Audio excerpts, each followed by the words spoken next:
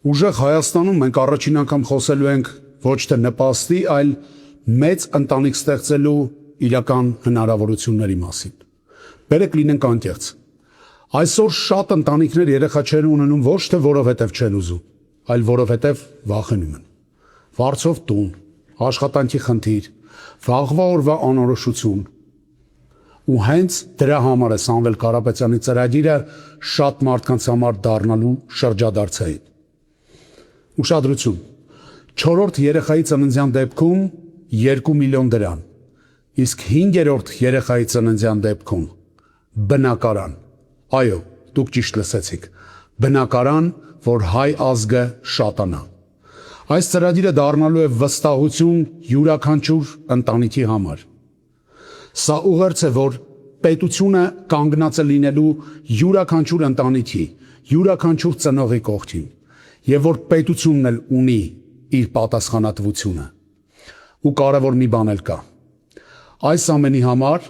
ստեղծվելու է ազգային վերածննդի հիմնադրամ։ Այսինքն,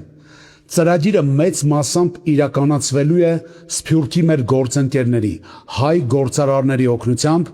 իսկ պետության մասնակցությունը լինելու է միայն 30%։ Սա նշանակում է, որ ամբողջ բեռը պետության վրա չի լինելու։ Սա համազգային, համահայկական ծրագիր է։ Յուրաքանչյուր ընտանիք պետք է վստահ լինի, որ իր երեխայի ծնունդից հետո մենակ չի մնալու։ Պետությունը կանգնած է լինելու նրա թիկունքին։ Ու այդ ժամանակ մարդիկ կսկսեն մտածել ոչ թե արտագաղթի, այլ ապագա ուժեղ երկիր կառուցելու մասին։ Ու երբ սա զուգահեռ գնա 300,000 աշխատատեղերի հետ միասին ու 20,000 մատչելի բնակարանների ծրագրի հետ, կձևավորվի լրիվ ուրիշ Հայաստան,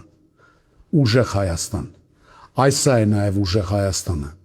Հայաստան, որտեղ երեխայի ծնունդը լինելու է ուրախություն։